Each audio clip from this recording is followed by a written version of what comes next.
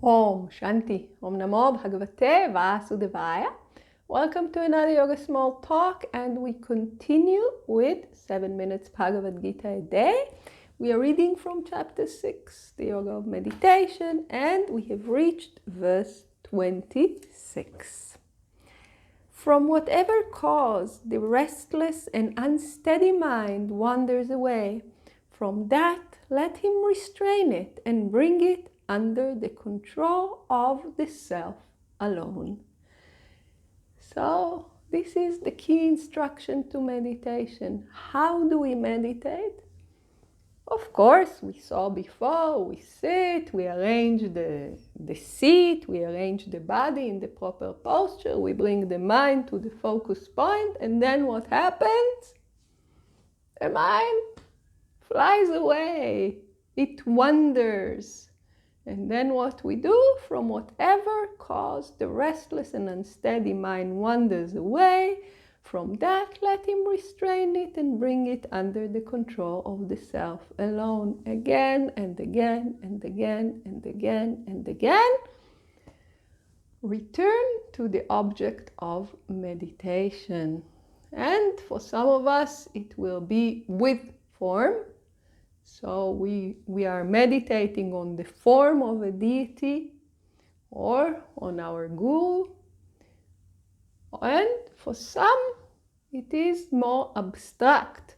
We are meditating on the sound. We are meditating on Om as the supreme, pure self. And again, this will be discussed later on. How do we know if we should be meditating on God with form, with attributes, or without? Lord Krishna gives instructions about that later on. But for now, he tells us in whatever way you are meditating about the self, with form, without form, as your mind wanders away from it, and it will wander away from it because it is restless and it is unsteady, bring it back. So don't get frustrated, don't go into mental battles with your mind. This is the nature of the mind. It is restless and unsteady, and although you prepare the perfect seat, and although you're practicing Hatha Yoga so your body can sit steadily for the meditation, and you're eating healthy food, and you read the instructions about how to come to the focus point and how to breathe properly, and you arranged a beautiful, beautiful meditation room, everything by the book. You did it all perfectly right. And still, as you are sitting, the mind wanders away because it is restless and unsteady. Perfectly normal. This is why we need to practice. And how do we practice? We don't go into any arguments or fights with the mind. We come back again and again and again and again and again to the object of meditation, to the supreme, to the self, with form or without form, depending on the form of meditation that was prescribed for us. And as we go through this process, we're actually doing two things at the same time. And this is what I'm going to be discussing next, is a summary of the commentary that Swami Shivananda wrote to this verse. So Swami Shivananda tells us, first, grab the bull by its horns. The bull is running away. Grab it and bring it back. This is just a saying here. Don't go chasing bulls. But first, we need to do the mechanic action. We need to bring the mind back. It's something that's completely technical. The mind wanders away. I'm coming back to the focus point and the object of meditation. I was sitting down, Om, and my mind went, pizza? Okay. Om, pizza, Om. I come back again and again and again and again. So this is the technical part. I'm having this awareness, and I'm starting gradually to show the mind who's the boss. Now, for the next half an hour, 40 minutes, whatever it is, we are not thinking about today's schedule. We are not thinking about yesterday's schedule. We are not thinking about today's lunch.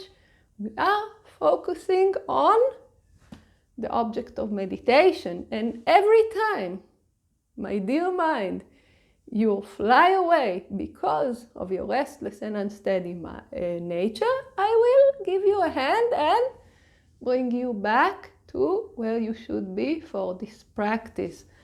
So this is the side of disciplining the mind. So this is more self-disciplining, and we're disciplining the mind. But the other half of it is to show the mind how nice it is when we are calm. So we start to feel the benefits of meditation. And Swami Shivananda here tells us, after we brought the bull, we give it a lump of sugar and its favorite food. Why? Because it needs to understand that here is best. So once the mind sits perfectly still and able to focus on the object of meditation, we should make a note after the practice. Of course, in the middle of the practice, we're just focusing on the object of meditation. After the practice, in our spiritual diary, at the end of the day, this is blissful.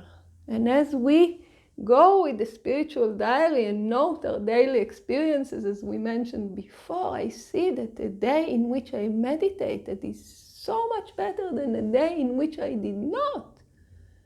That it's really amazing. I want to meditate, and I want to meditate better and better and better. So we discipline on one hand, and we acknowledge the benefits on the other hand, and like this, more and more and more and more, the mind settles until it comes completely under the control of the self. And what happens then, we will see in the next study. So please join us. Om Shanti.